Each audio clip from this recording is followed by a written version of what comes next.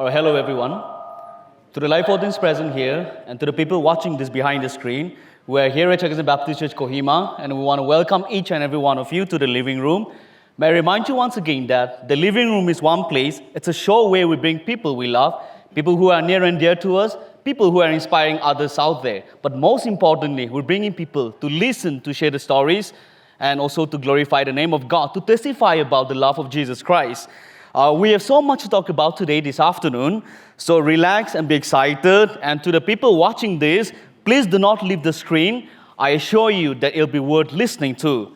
Today, this afternoon, we are excited, honored, privileged, and very blessed to have a wonderful gentleman.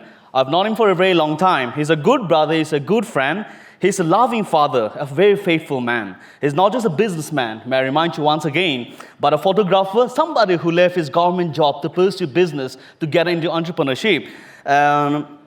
He's a compassionate person, he's very driven, he's amazing, he's the CEO of Ete Coffee. Ladies and gentlemen, for our 6th episode, please welcome to the living room, Mr. Lichan Humtsoe.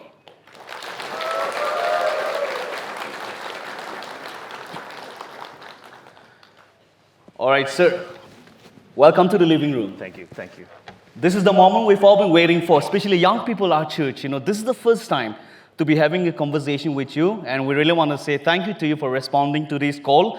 So, how are you, and are you happy to be here this afternoon? Yeah, absolutely, yes. All right. So, how's the family? All doing good, yes, by God's grace. Okay, to the live audience present here, later on we'll be having Q&A session, so please get ready with the questions, anything, forget about business, love, family, life. This is the man, right person here. We could not have asked for somebody better to be here this afternoon for our Youth Annual Day. We are culminating, we are celebrating the goodness, the faithfulness of Jesus Christ, and this man, he's adding flavor to our day, so thank you very much. Before we start with our first segment, we have so many segments today, and our first segment, we call it the chit chat. But before we get into the serious thing, why coffee? That's a long story, but in short, I can't think of anything better than coffee because when I think of coffee, it touches every layer of our society, from farm to transport, taxi drivers and pickup drivers, farmers, traders, exporters, cafe owners, roaster, and the list goes on. And to top it off, it is a global commodity. It is the second highest traded commodity after petroleum. You'd be surprised to know, not spices, not tea, it's coffee. So this coffee could really revolutionize our economy and many more. So that's why coffee. All right. Such a wonderful answer coming from a wonderful man. We have so much to talk about later on. I have questions on coffee as well. But before we start the first segment, I know you very personally, but I'm sure there are so many people who does not know you. And I think they are here seated not just to listen to our stories, to your story, but I'm also very sure they are also very curious to know more about you. So apart from being the CEO of Ete Coffee, can you please say something about yourself? Okay, my name is Lichan. I am married to a Visema lady, and I have 3 kids now. 1 lovely daughter and 2 sons. So that's about it. And I'm mostly busy with the coffee, of course, but you said other than coffee. And so other than coffee would be my quest to promote the 1940s classic menswear, maybe that keeps me busy. And what else? Doing a lovely family. God has blessed me with a beautiful, lovely wife and children and friends and people to work with in my business. So. Yeah, thank you so much for the answer. And I'm sure later on, as we keep discussing, I'm sure you're going to bring up more stories as well. So, my dear friends, and to the people watching this, if you're thinking, where is this gentleman from? He's our own Naga. He's from the Lota community. If you're thinking, is he Mexican? If you're thinking, is he Spanish? No. And apart from coffee, and he's also a very professional photographer, like I've already mentioned in the introductory note, somebody who left his government job to pursue business. That's a suicide mission for most of us, right? We're struggling, we're fighting to get in the government job. And this man, he gave up his government job to pursue business. Such a very passionate and very driven man. And so, how did you first get into coffee? In the business or coffee per se? Yeah, we're going to get there later on, but As a coffee. Yeah, as a coffee person. So I wasn't a coffee person, and I was never in love with coffee. I didn't like coffee, and that's how I started my business, actually. The first time I had coffee was in a motel in the city in Mumbai, and I ordered this beverage. I wouldn't know what that was, and they gave me this small, in French they call it demi-tasse.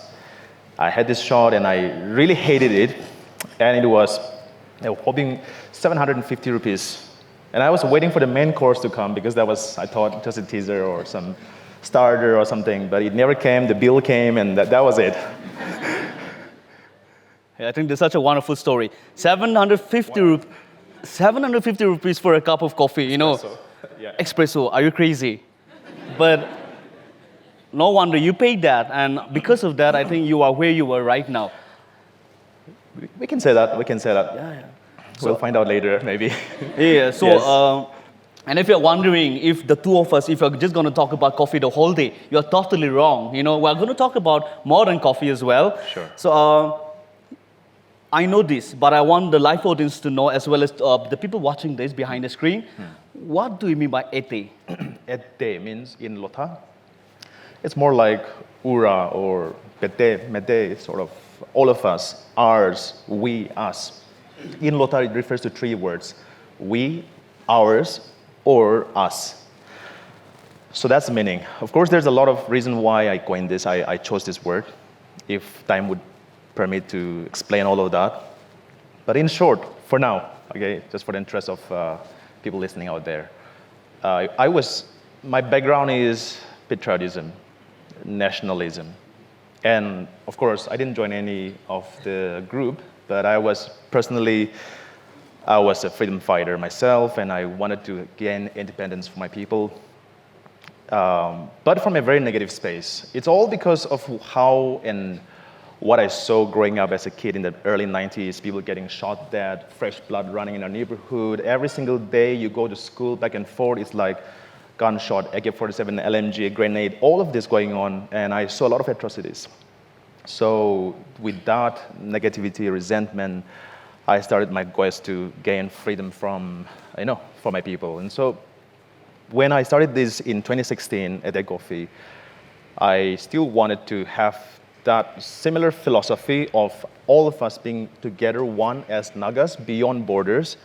And later on, of course, God have also put a vision in my heart to think that India, globally, wherever people are, we are just one citizen of God himself. So that's why I thought Ede should be the right word. I wish we have a Naga language where we can use a Naga word, but yes, it's a Lotha Naga word. Ede means for all of us, yeah. All right, I think in naming your business Ete Coffee, I think you're also a very patriotic Naga. Yeah, and I hope yes, I'm very right in saying that, right? Yes, Shall we I give am. this wonderful gentleman a very big hand?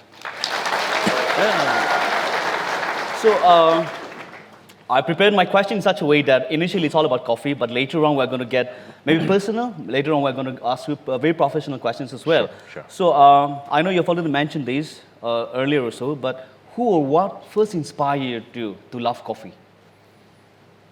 Really nobody. Really nobody. It's just a vision behind, it's a very good question, by the way, I respect that. It's the vision that was driving me, that inspired me. And when I encountered coffee is more like a medium for me, a platform where I can execute the vision I have, so I can put the mission on coffee. So it is the word of God that inspired me with the vision and a purpose found, and I've put the mission into coffee. Okay. So yes, that would be my answer. So I feel like you're not just doing business, but I feel like you're also doing mission as well, fulfilling the purpose of God. So it's such a very beautiful testimony. So we know that you're not just a businessman, but you also have a school. Coffee school. Yes, it's coffee Right. school where it teaches young individuals. Right. So, but I'm not getting there. My question is, where do you source your coffee from? From anywhere Nagas growing coffee. Okay. Anywhere. Okay. Literally, but Nagas. All right. So, did you get help, or for the matter, do you get help from the government? No. When we first started, reason why actually I left my day job with the government, and I also was sorry for stressing this, but I moved from there to get full-time into photography because I was already doing it. And that was the time we were living under the same roof, like, you know. Exactly. So I moved into that. I lost it, sorry. Can you please remind me with the question? The question is like, do you get help from Oh, the yeah, government? sorry. So one of the many reasons why I wanted to be out of the system was because around the time 2014, 15, and 16, every young person that I met, of our contemporary, of people younger to us, and sometimes even older to us, everyone sing the same song that is, without the government's help, we can't do anything. And it really baffled me, and I was also troubled in a way. And how comes without the government we can't do anything? It should be us doing well, and we contributed back to the system, and that's how we run a government. It's not the other way around. And so my quest for just self-research of why we say that. Then I found that yes, we are like, especially for Kohima, 99% we are dependent on government economy. How? Definitely politicians have to wait for what's going on, the funding that's coming from the government. And business people like us, we are waiting for government subsidies and funds and all of that. Farmers are waiting for the same. Contractors are waiting for the same. And the rest of us who are not with the system, we are waiting for our mom, dad, uncle, someone who is working with the system that brings home the salary at the end of the month. And so that primarily tells me that we are almost 99% we are dependent on the government economy. And so my goal was to not to take help from the government. And that's the reason why I moved out of the system. That's the first thing.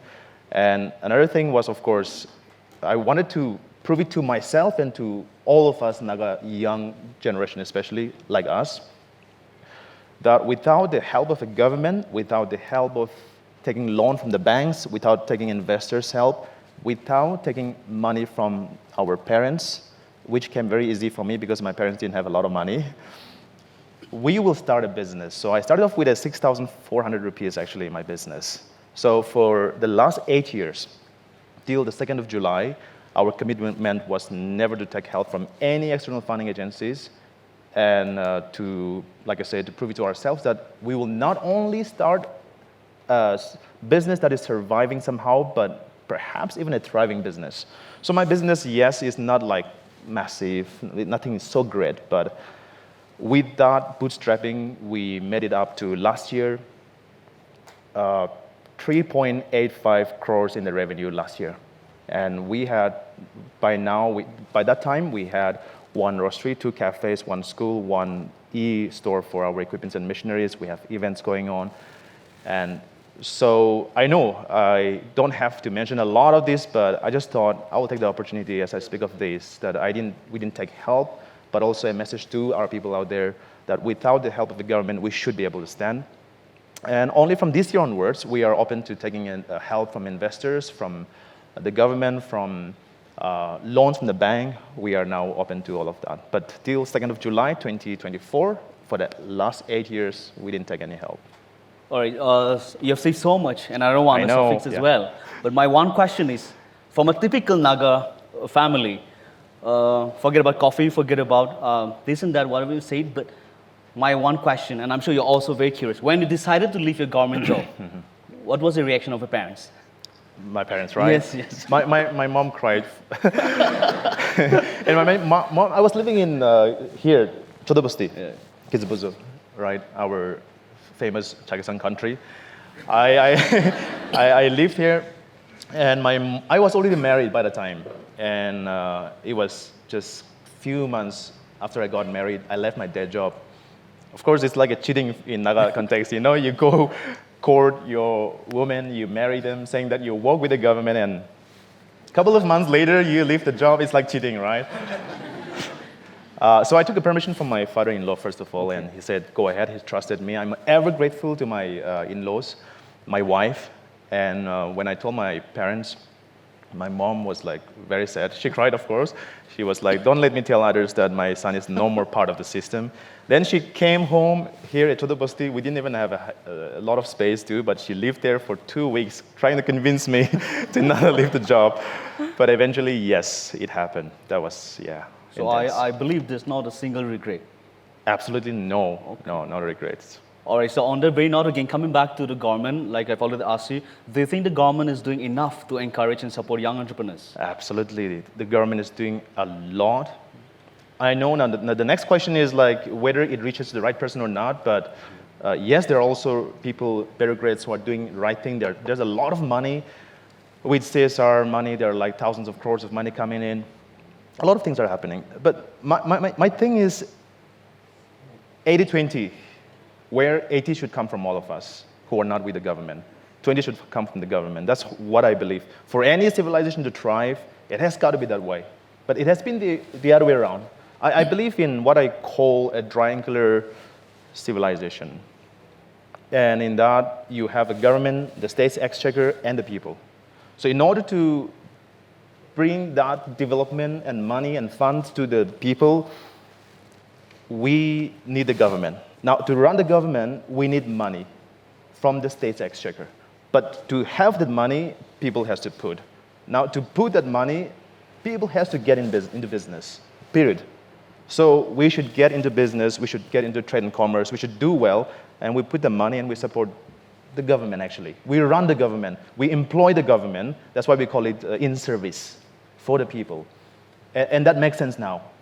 So that's how we should be. So considering what I believe in how a civilization should work, the government is doing a lot of work. In fact, imagine almost 100%. A lot of people here are working with the government, I know. Even Brother Didi has been with the system for very long, Didi Mero.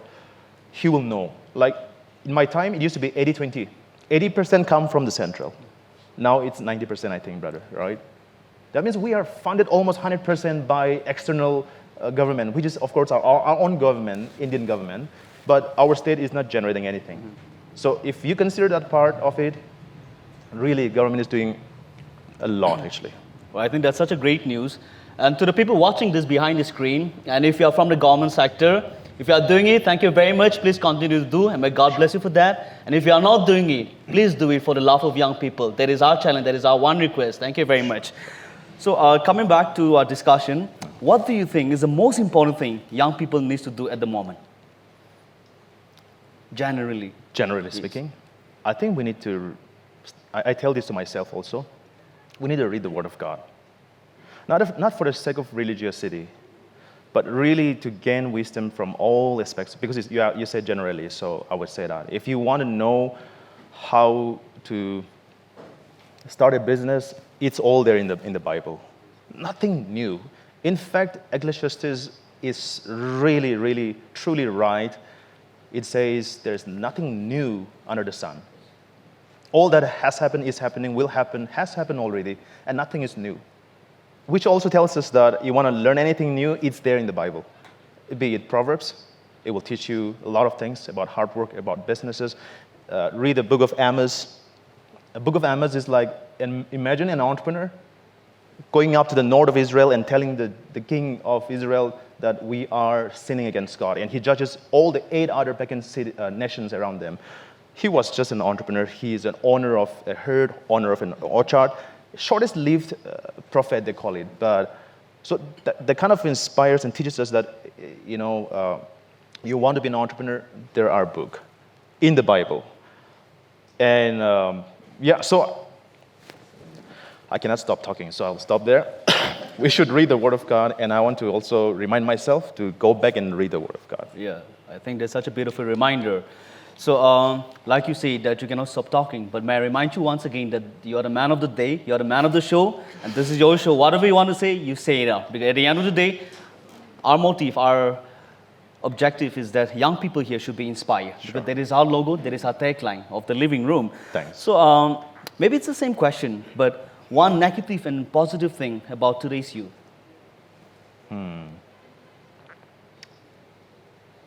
Wow. Very tricky to answer this. I know I sort of have an answer, but you also know that answer, all right? Everyone is thinking the same thing, I believe. But one thing that I learned in my life was this. I was super arrogant, never forgiving, ready to bash up people, and I did join a gang for 1 year. I beat everyone, anyone we beat, If you're standing, why are you standing? You beat. If you're sitting, why are you sitting? God saved me. It's because when I was very young, I had a little squabble with my mom, and when my mom gave me, some lashes, I went and kicked down a lot of, some stuff at home, furnitures. And my mom was really mad at me, of course. And my uncle came from village, an older one, and he called my mom in the corner and trying to give an advice to my mom, saying, we are Humtsoes. So my surname is Humtsoe, right? Humtsoes are normally very, that manly guy who never forgive. We bash up people. We are that one. So please try to understand our children, our sons, I heard that. Ever since then, okay, so I'm Humtsoe, right?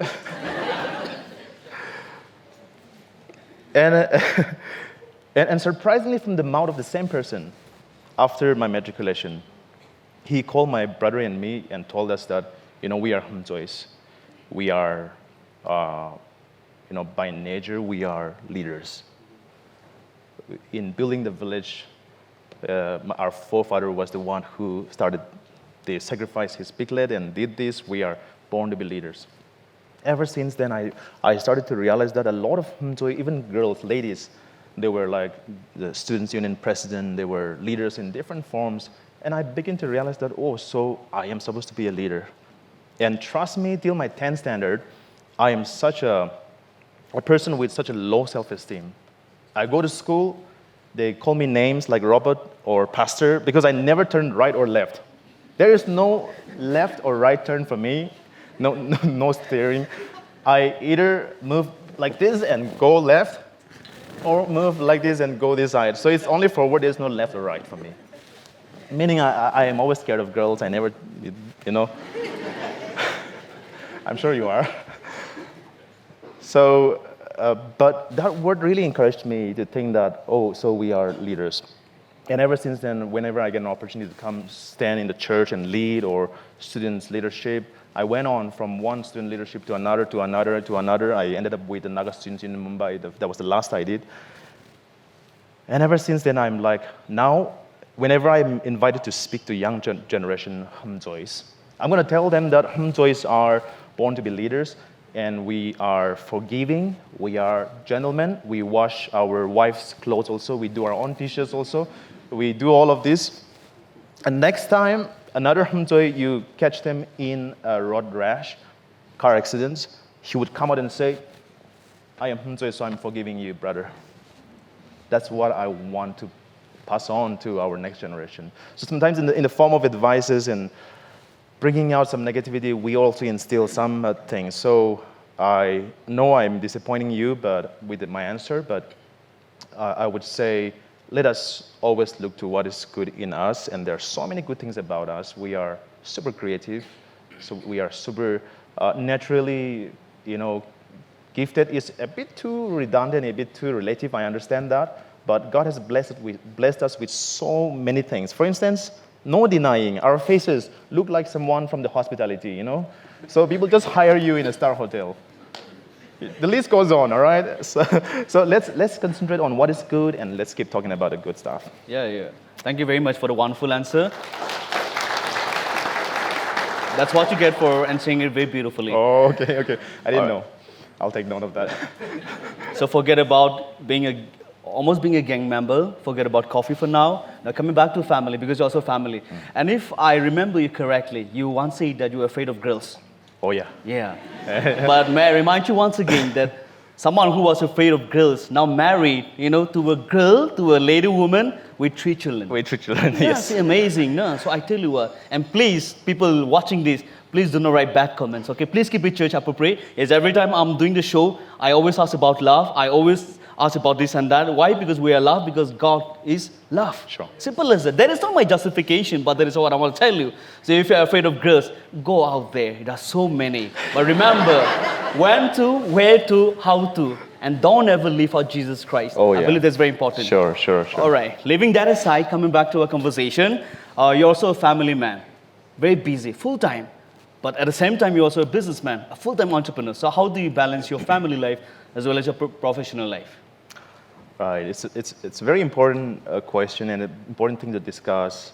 And I know different stages of life will mean different things. But at this point of my life, when we are around 40 years old with 3 kids and wife who is also working, and you have a business starting up, 8 years, but we are still startup, we are still striving and all that.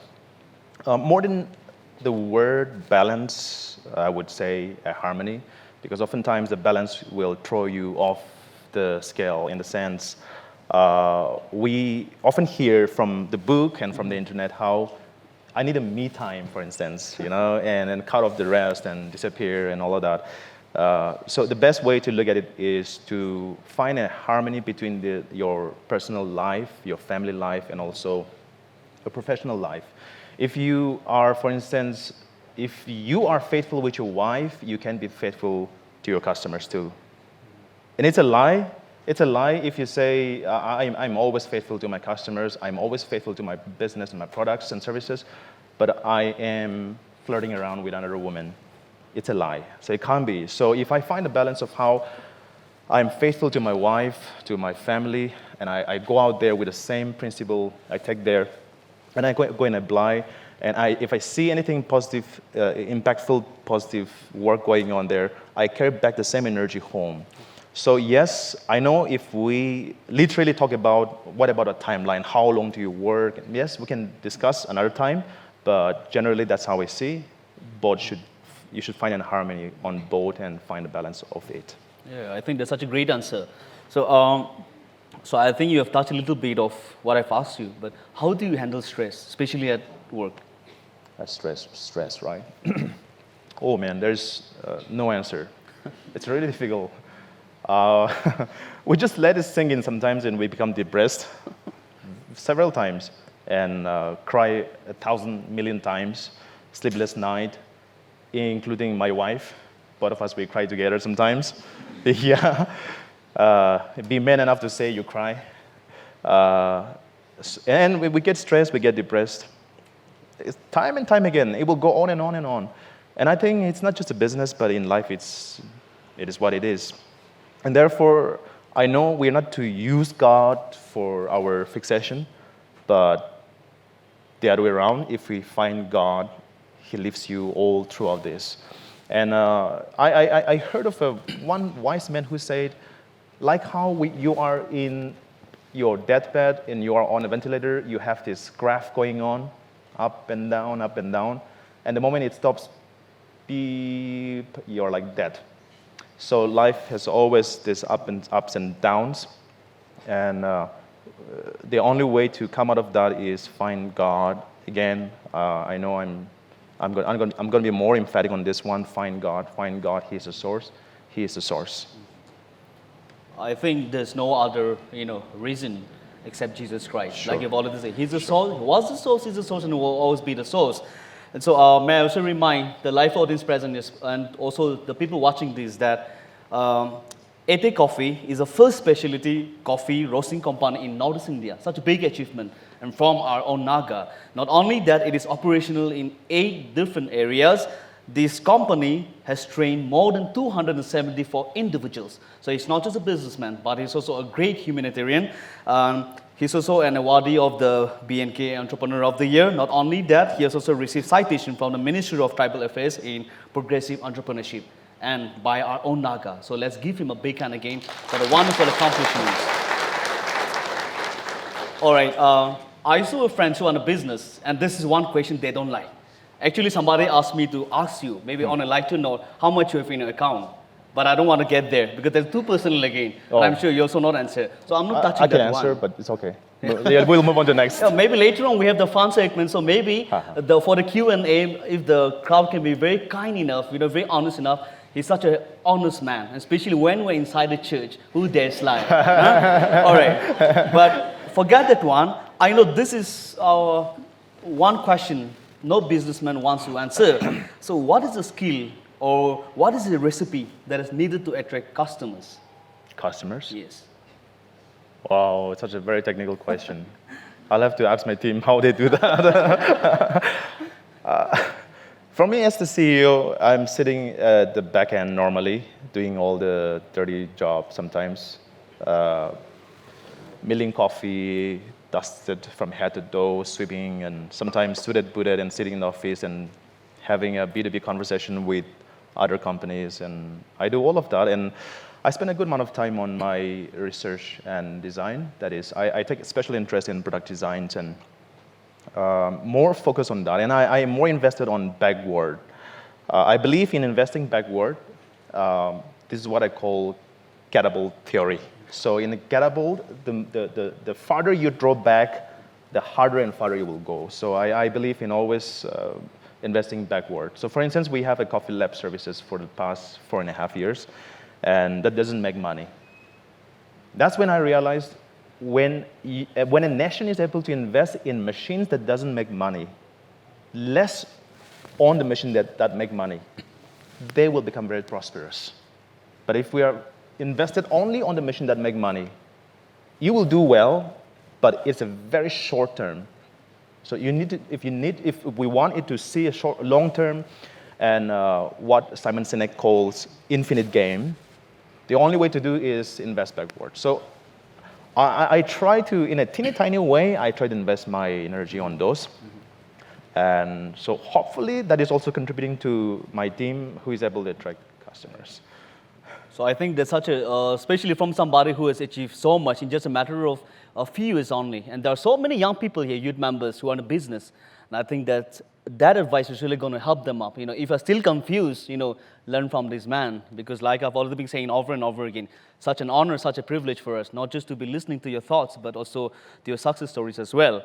So as a Christian, I'm sure the church also played a very important role in shaping you to be the man you are now. So what to say on that?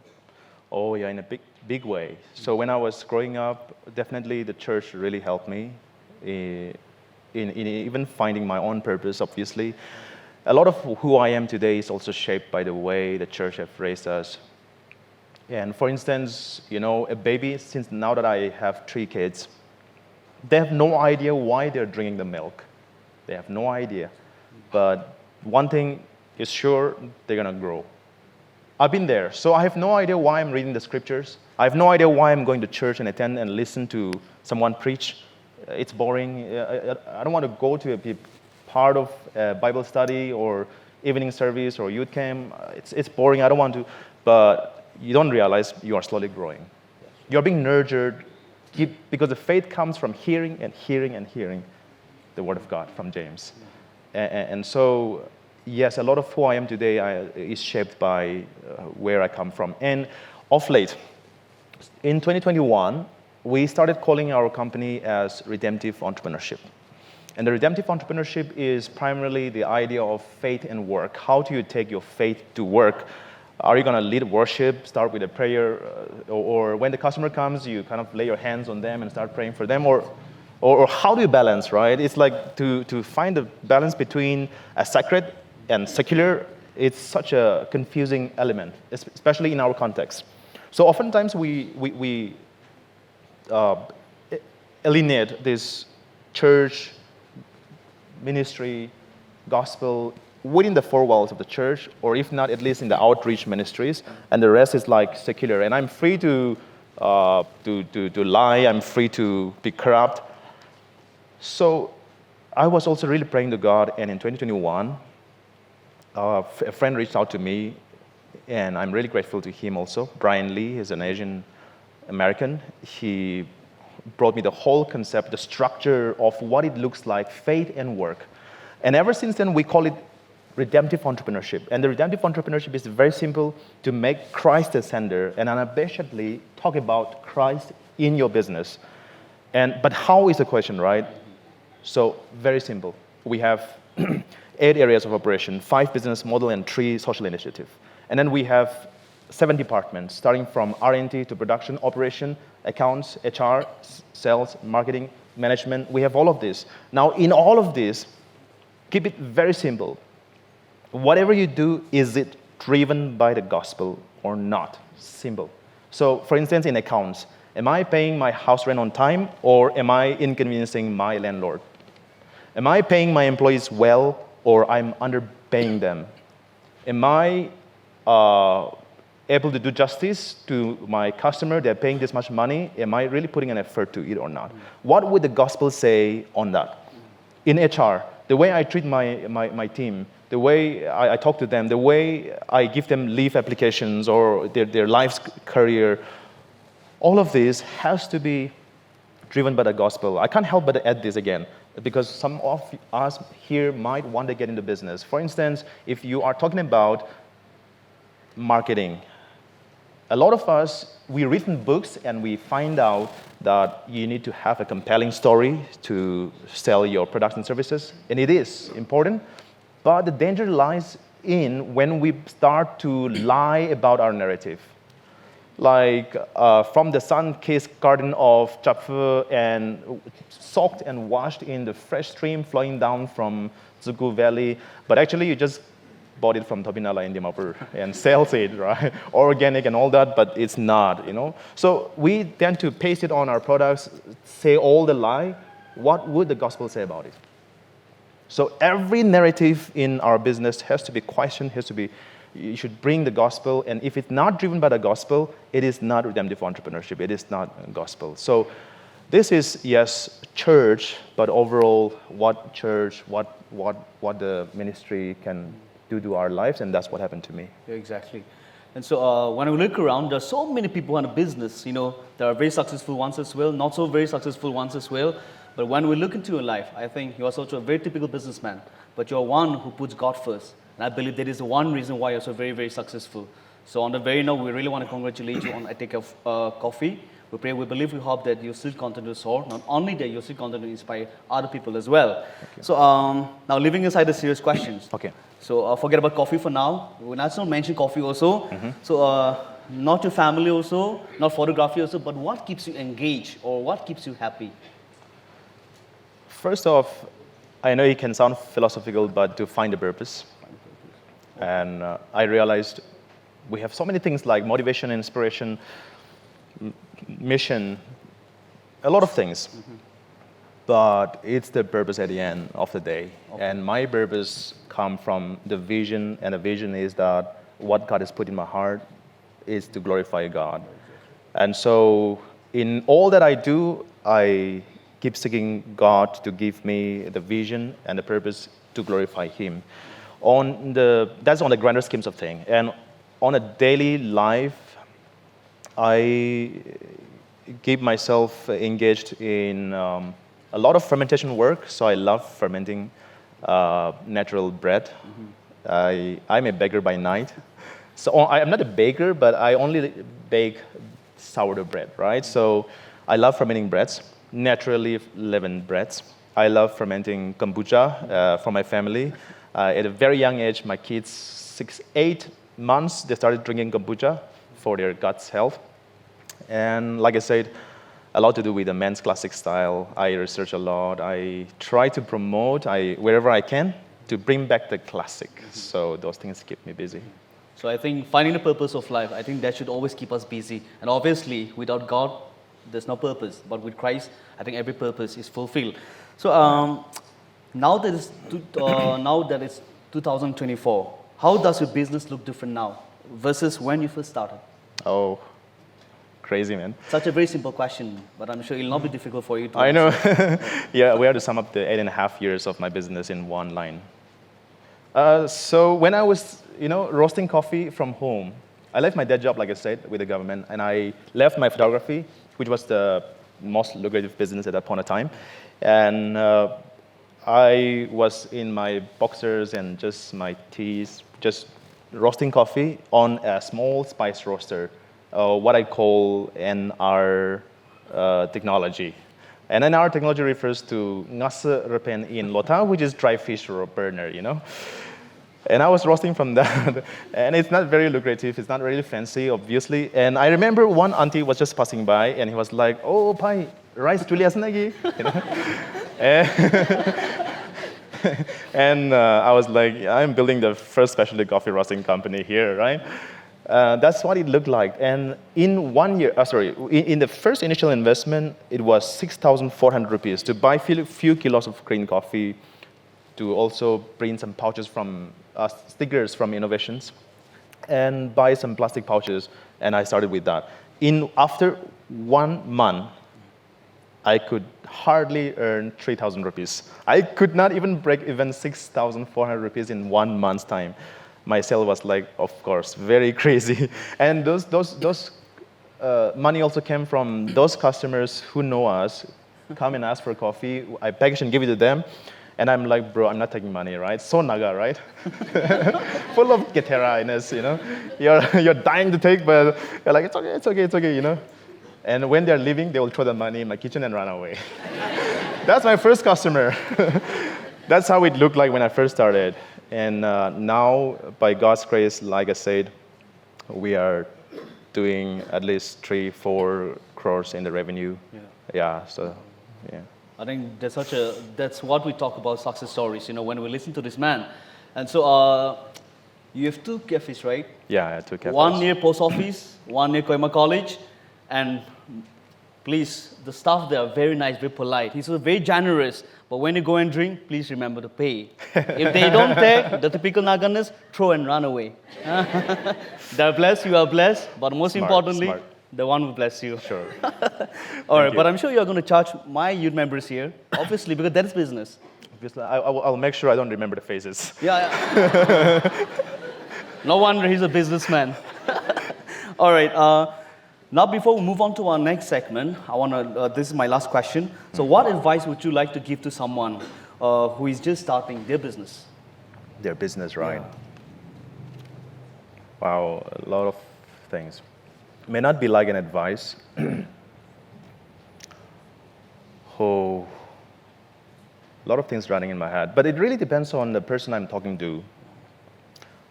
Some are already like very well settled with the way they're gonna do their businesses. But one thing is not to depend on others for your business. And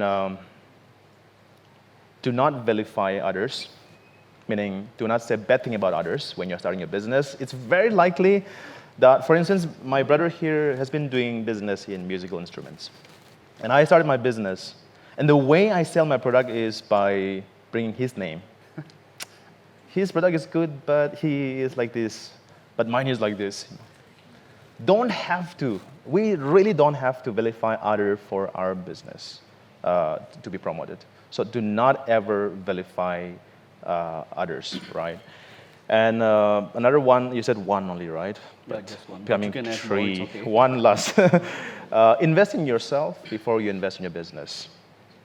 Really spend a good amount of time in yourself before you start the business, because the business is highly unpredictable, and it keeps on evolving, and there's no straight recipe. And therefore, the only way to adapt, to overcome such challenges is to invest in yourself. I don't know what that is, but what is lacking in us, we'll have to find out. For me, it was the financial literacy that came really hard on me. For 3.5 years, I didn't have any financial literacy. I was building on my domain knowledge, that is coffee roasting and all of that technology. But when it comes to the business function of it, I'm like 0.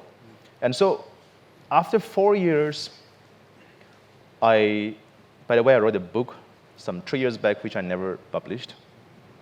And in my book, the first chapter says how I didn't make a single penny when my profit was 10 times.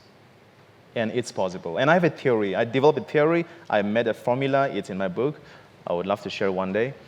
And you could really be not having a single penny left in your account, even if you're making a profit 10 times. So for me, that was the financial literacy. I had to start from the scratch. You either hire someone who knows financial literacy. So that last piece of advice would be, before you start your business, you consult a CA, an accountant, or financial advisor. For Nagas, we first start a business, then only we bring in the financial experts. We should first bring in the financial experts, and then only start a business. Let your first investment be the financial experts. And today, only after 8 years, we are clear with our papers. And this is really painful, because in 2021, we got an offer of about 50 crores as an investment. an investor came forward. It's a non-collateral, it's a, what do we call, revenue-based investment. So it's pretty safe. And I was like, wow. But all I had to have was the past 3 years track record of my financial statement, that is our ITR, and we didn't have that. And so I mean, I regret a little bit of that part.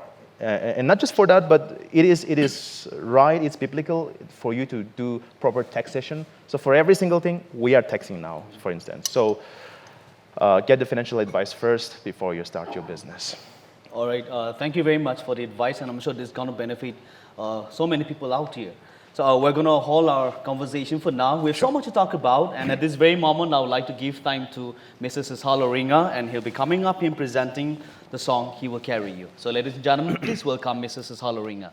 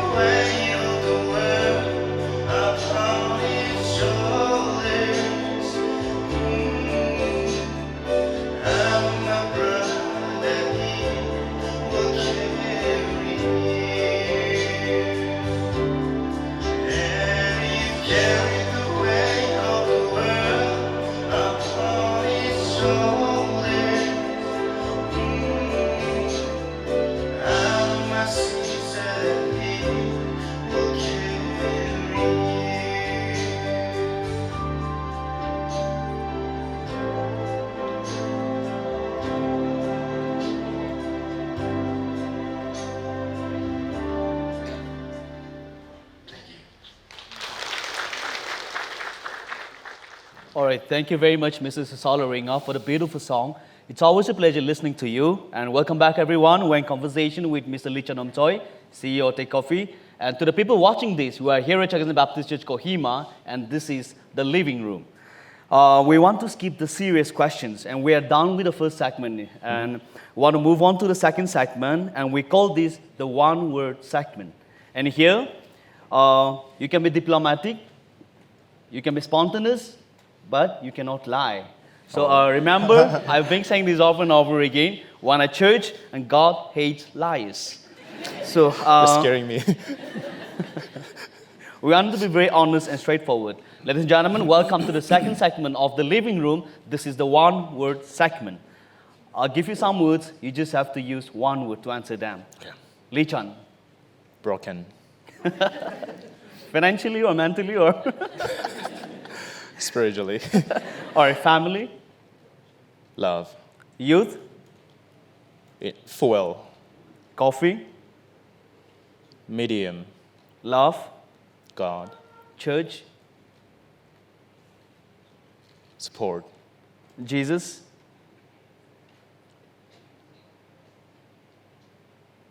Life. Now that you are in our church, now that you are in the midst of a community, Chakhesang. Don't let me say anymore. Enterprising. Okay. And nothing personal, but hairstyle.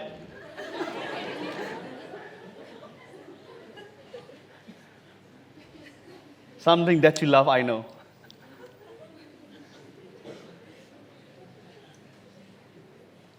May I remind you once again, my word is hairstyle. Hairstyle.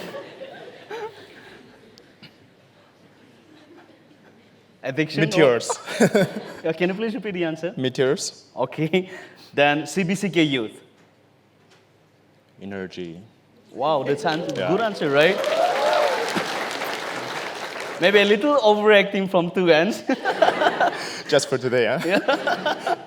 All right, thank you very much for being very honest, for being very spontaneous. That brings us to the end of our second segment. Like I said, very short because it's only one word.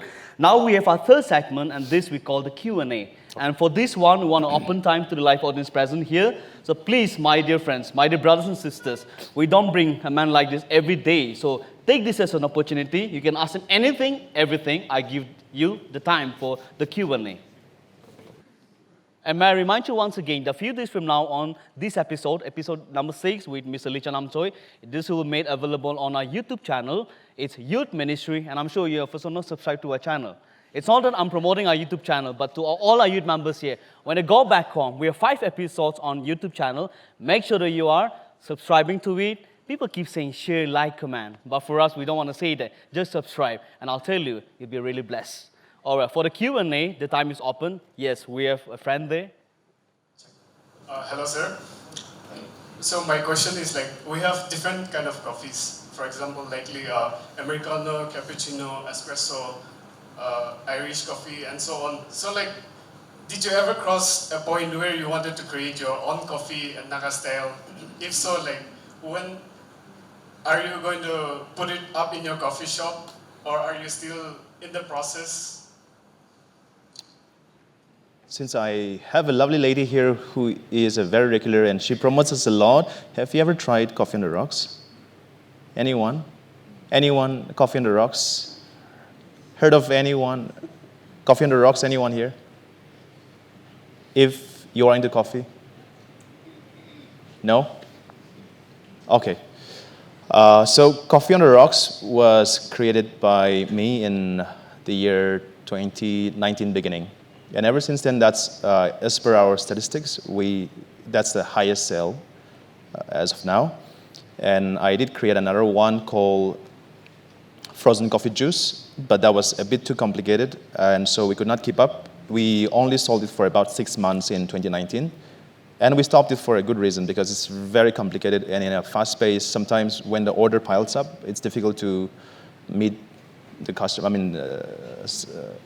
deliver the services in time, so we were unable to keep up. But yes, we have 2 of them, and it's up and running. And when it comes to our product as well, we have one special roast called NR Roast. So another roast is in our packaged coffee. It is signature roast of Fede Coffee. So these are a couple of things we have done. Yes.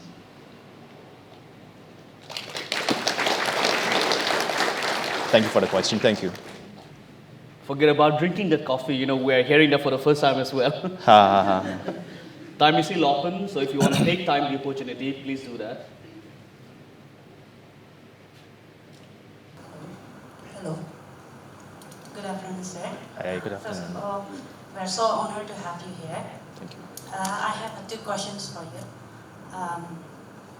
What do you think the primary factor that is leading to the low number of successful entrepreneurs in Nagaland? And my second question is, what is the perceived risk level to take a loan and run a business in Nagaland?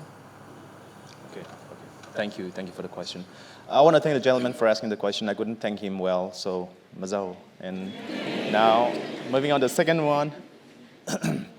The biggest challenge for our Nagas to start business would be the pressure that comes from our family. You know, there are two things that I believe in life. One is the wrong counsel will never come from your enemies, because even if it does, you will not believe them anyway. They come from your friends and your families. And the biggest challenge for entrepreneurs, for anyone trying to start any kind of business, is oftentimes your loved ones. For me, it was my mom who loved me the most. And I used to get it wrong. And I was wrong, obviously. All I came to know later on was it was sheer love for me. Your loved ones would never want to see you fail at any cost. And because of that, they wouldn't want you to do anything that involves risk, that involves anything unpredictable. So they want you to get a job because the job is pretty secure. And more so if you are in the government in Nagaland, that is in Nagaland only. If you are with the government, then it's very secure. So to overcome the systemic pressure that comes onto us, I think that's going to be the biggest challenge. So to overcome that, it's very simple.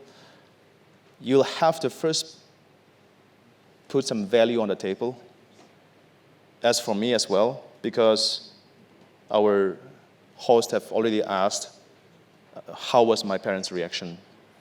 But of course, we are yet to also find out how did I convince my mom, right? And so the way to look at this is to add some value on the table. And I did that part for me as I look back, around the year when we were living under the same roof, our families, right? That was the time I got into photography. And when I got into photography, my mom would say that this is not for you. This is for, she doesn't even call it photographer. She called it camera wala. It's only for useless people, jobless people. And she was really not very proud of me. And I borrowed my first camera from someone and I shot the wedding. But before the wedding, I did a lot of study. I did a research. I studied a lot. Literally a lot means a lot, like the ISOs and shutter speed and aperture. And I studied the logarithmic formula, how to calculate your magnetic field interference, what we call noise, pixelation in your image. I studied all the physics, the focal length, how refraction happens, polarization happens, all of that.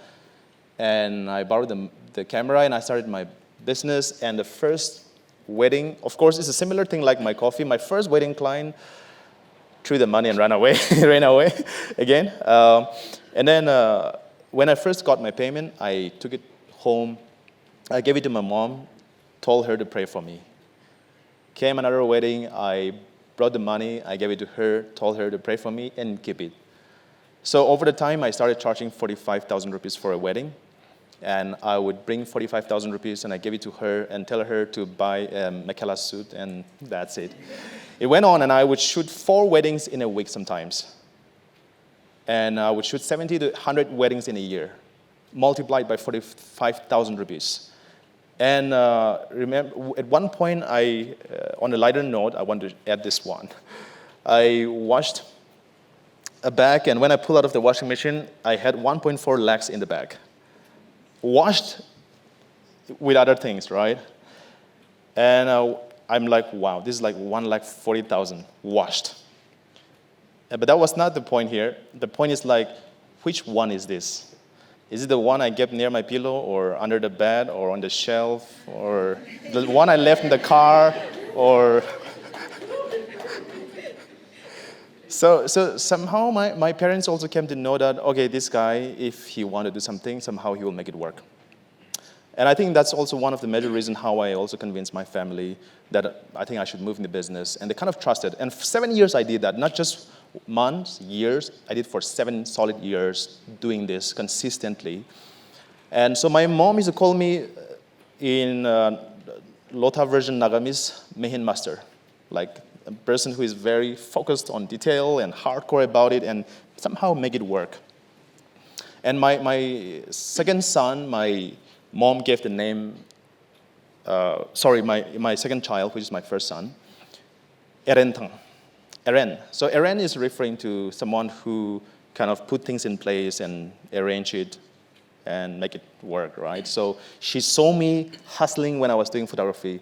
She hated it, I know, and I was also uncomfortable, but somehow we made it happen. So when time came for me to leave my day job and start my business, it was not very difficult. At the back of her mind, she know I can. So that's the only way to counter it, because it's not fair for me to just say, what are the challenges, but then not answer how to address, right? And the second part of the question is, I think it's very important, and yet I don't have an answer. There is always a risk. There is nothing in life that doesn't involve risk. And Nagaland or not west or east, it doesn't matter. There's always a risk factor. And a risk, here we are talking about risk, for instance. Don't get me wrong. We say private sector is not secured and government job is secured.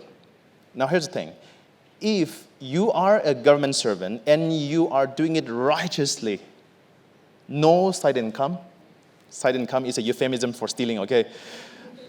It's a euphemism, it's a soft word for stealing. No side income, no nothing, all right? No gift, no thank you, nothing, no envelopes, right? You would you will have a very decent house, decent car. If you're wise, yes, you can save some money and even buy some, good property. But by default, as per the Nagaland Government Service Conduct Rule, it says that you cannot invest in business. You can't do business if you are with the government. It's written there. It is not illegal, so maybe you can, but it is written as unbecoming of a government servant.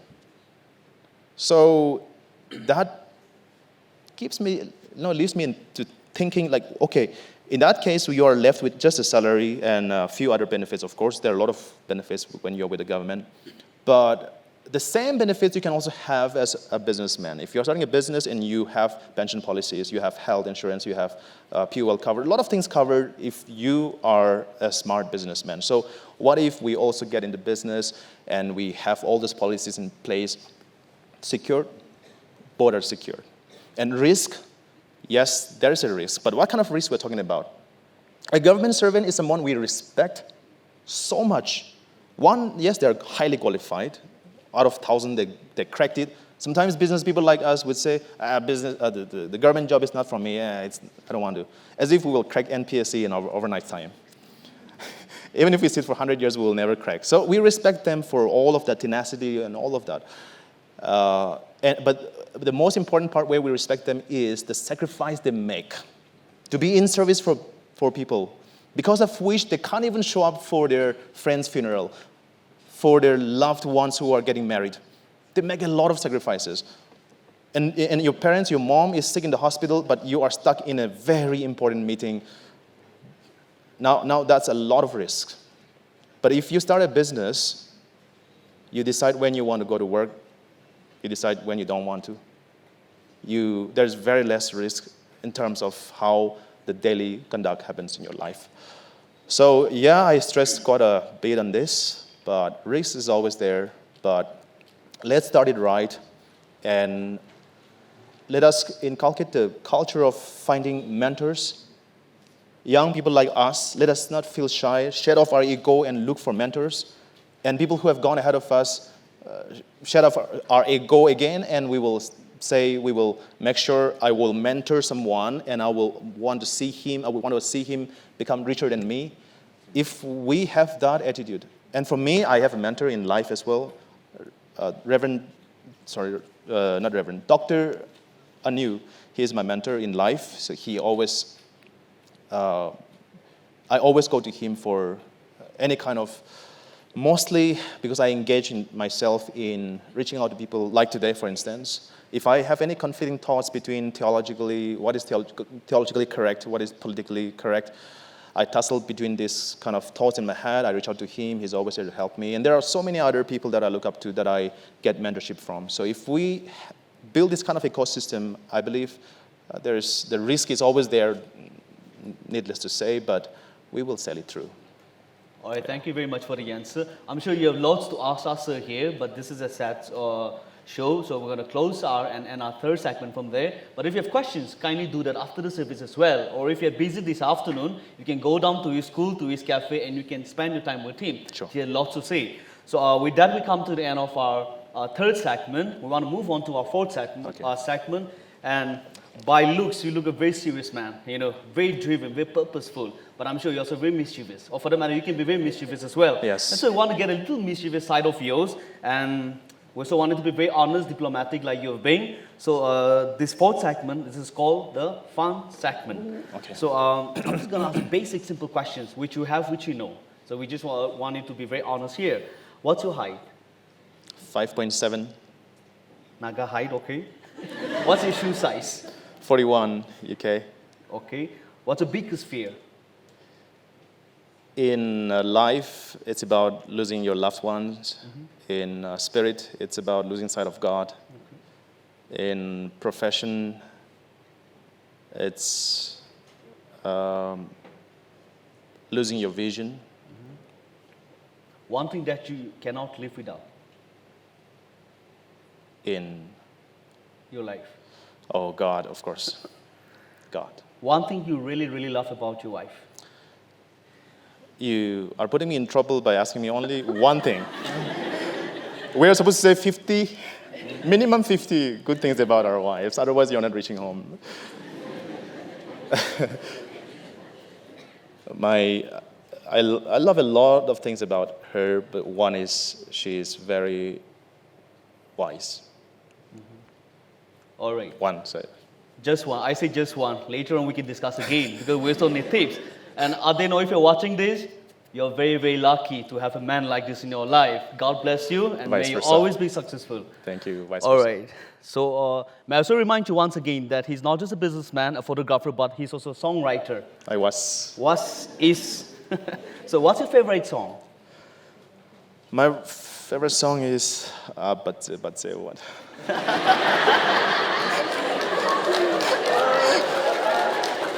My daughter sings that song. It's Stars by Switchfoot. That I don't know, but I'll definitely go and check it out. But Or my own song. Yeah. Is it available on like? It will be. But Switchfoot, Stars. Okay. Yeah. That I'll go and check it out because when it comes to music, very literary. So one question you would like to ask Jesus. How long will I hold the umbrella? Okay. One question you would like to ask the devil. Don't you have any other job? That's what I keep telling my friends. They are devils, you mean? I'm just kidding. But I feel I really need them in my life. So who's your role model? Paul from Bible. Okay. Not Paul from your colony. All right, so who's your favorite Naga artist? Whenever I ask this question to my guests, they're very diplomatic. They always, try to avoid this question. But like I say, and may I remind you once again, this is church. Alobanaga. Alobon, a very honest, very direct answer. Yeah. So how do you say, I love you in Lotha? Ananin Zanala. Anani? But it has to be, of course, you have to say it in a very solemn way. Ananin Zanala. Otherwise, it doesn't make sense, right? Yeah. And how do you say thank you in Lotha? Monso. Monso. All right, so to all the live audience present here, Monso for being such a great audience, and to our Lotha friends who are watching this, on YouTube, Monto, for joining us. We hope, we pray, we believe that the living room will really bless you. So thank you very much. And well, that brings us to the end of our fourth segment and last segment. Thank you very much, sir, for being very fun, honest, straightforward. Thank you for sharing your stories, your thoughts. Thank you for being very, very spontaneous. Thank you for being an inspiration to so many people out there. You know, we love you and we really appreciate you for your time, your presence here this afternoon. And to the live audience present here and to the people watching this, please continue to support Ete Coffee because remember, it's our coffee. So any last word, message before we end the show? Let us make people the brand. And that way we will avoid a lot of misunderstanding. In my business, for instance, I would wish for us to think that Nagas should do good coffee, regardless of Ede Coffee, Tea Cafe, Sorsha, you name it, lots of cafes. And it should be like when an outsider walk into Nagaland, they wouldn't ask for which cafe is the best. They'll be like, it should be like, go to any cafe run by the Nagas. Nagas should be the brand. Like I always say, if a white guy come and sell watch to you and he says, I am a Swiss, you would buy it if you have the right resource in your pocket. You would buy without questioning. If an Asian guy come and sell a technology to you and he says, I'm a Japanese, you would buy. Somebody sell car and metals to you and he says, I'm German, you would buy. What about Nagas? A Naga guy come and sell watch to you and you are like, bro, will I reach home? Right? So my vision, my personal, under the big vision, vision that we have is this small little vision and mission we have that is to make people the brand. And that's why stop bad-mouthing each other, stop vilifying each other, uplift each other. Because once we are known for those people who excel in good things, like Junior Martin Luther once said, a good Christian shoemaker does not make small little crosses and put on the shoes, but make good shoes, because God is interested in good craftsmanship. So let us excel in what is good, not just in spirit, yes, that's the first thing, but even in our work. Let us, as believers, excel, do well, and let people know us for that. And when we do this, we are building a generational wealth. 100 years later, when you go out, the world will ask you, who are you? And we say, we are Nagas.